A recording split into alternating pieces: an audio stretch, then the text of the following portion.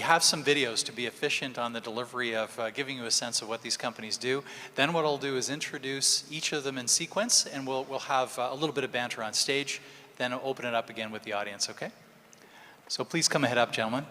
And let's go ahead and roll videos, if we've got them back there.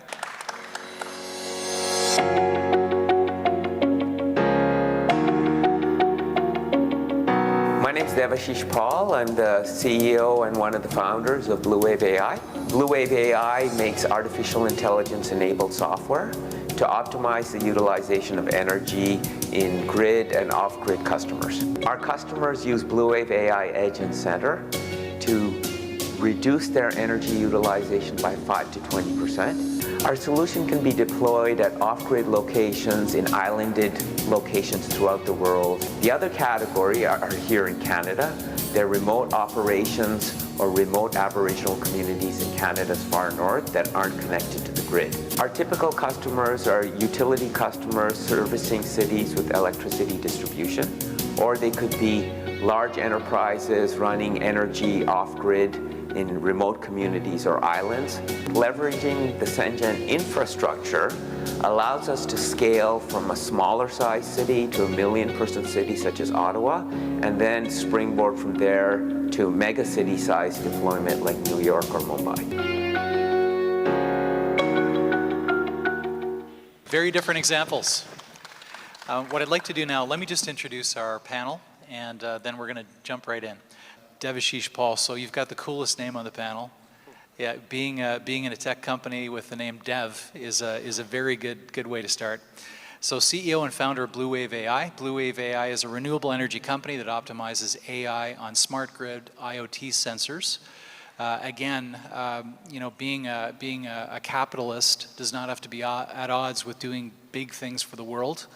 And so what you and your company are doing is a really big deal. So it's taking big data, AI, supercomputing, distributed edge computing to positively have an impact on how the planet uses clean and renewable energy. And moreover, it's helping to drive the impetus to get in and try it. Because without these tools, it's pretty hard to understand what the case is and understand what the benefits are. So it truly, having a clean planet can actually make good business sense too. So welcome, Dev. So let me start with just a couple of questions. So Dev, you've also had some experiences in working with different government organizations, and specifically NRC IRAP. You also have been doing some ongoing work in an accelerator that's more focused on the telecom sector, and that's with the Center of Excellence for Next Generation Networking. Maybe take us through how that has come together, and then I wanted to get into one of the examples that we talked about on the phone the other day that I thought was quite compelling. Okay, when we were talking on the phone, I don't know if the Google Android phone changed my name to development, but quite often I get emails from people and they'll start with development because they type dev and Android changes to that. But coming back to the topic at hand, and it's kind of related to developing our product and getting lead customers. You know, when you're in the early stage, a bunch of founders and early employees get together, you raise some money from angel investors, and you have a very cool mousetrap, and you go talk to, you know, big entities, and you're trying to push the elephant uphill with a rope, basically, right? And so you're going to talk to utilities, and you're a startup, and they kind of believe your PowerPoints, but they, at the same time, want to see the proof. The difficulty here is you're actually having to use their data and their networks to see the proof points on their stuff, which means you don't have access to it. It's behind their walls. And you're trying to find a way to make it happen. And it costs money to make it happen. And we went about and basically said, okay, you know what, we got to buy these utility customers to open up their data vault, and then us show them what savings they can make with their data in their network.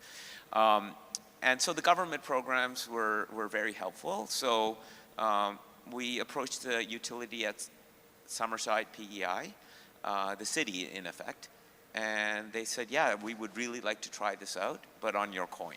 So spend a year doing this, And once we've had things going for a year and we see the results, then we'll share the savings with you guys.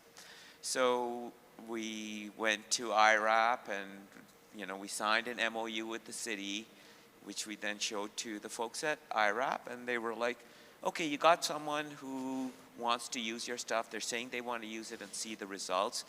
Okay, go ahead. Likewise for Sengen.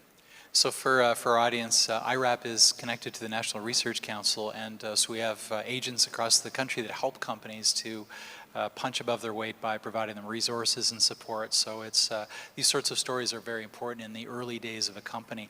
Now, you had also talked to me about Tata Power. Can you take a moment to talk about that one? Yes, so likewise, a large utility. So Tata Power is the equivalent of Toronto Hydro, but for Mumbai. But Tata Power in Mumbai operates power for 25 million people, not 5 million. So here we are, we're the startup from Canada. And long story, there was a Canada International Innovation Plan, India Stream, and there was access to some funding through that. We actually never ended up getting the funding from that because the India partner side fell through. What happened was, again, this is the government channel, one of our early angel investors is a classmate of mine from college who happens to be a career diplomat and is the mission control officer for the Canadian Embassy High Commission in Nairobi. And I called him up and I said, Steve, connect me to someone in global affairs in Mumbai, New Delhi, or Bangalore. I need a partner for this Canada International Innovation Plan. The trade commissioners went nuts trying to find us partners. They lined us up with 4 or 5 companies. It turns out one of them was Tata Power, clearly not an SME partner on the India side, but an end customer. So all the SME partners, they fell off the side because they didn't qualify for the Indian government side. But we ended up signing a 3-year deal with Tata Power to test out our AI for their utility as an outcome of this government collaboration, which then allowed me to go around to Silicon Valley, Seattle, and New York City to angel investors and say, hey, I got Tata Power signed up. You really should invest in my company. And we raised another 1.5 million because I had that logo behind me. Yeah. So the government was very impactful. They didn't give us money, but they gave us the credibility. The chief of collaboration at Tata Power basically said, oh, Canadian company, Canadian Global Affairs says these guys are good guys. We want to talk with them. We went from there. It's just such a common theme here, right? I have to say, for those of you in the audience, you're in powerful roles in government in helping to support small companies to get it done. Without those connections, without that support, it's very hard to get the job done. But I think that the important thread here is, for small companies to succeed, they need help. And governments can play a significant role in that. Having companies that can actually hold on and generate business and have that be their primary funding mechanism is an incredibly important way to go, because it comes with references, which is a common thread here, and it's a great way to build a business long term.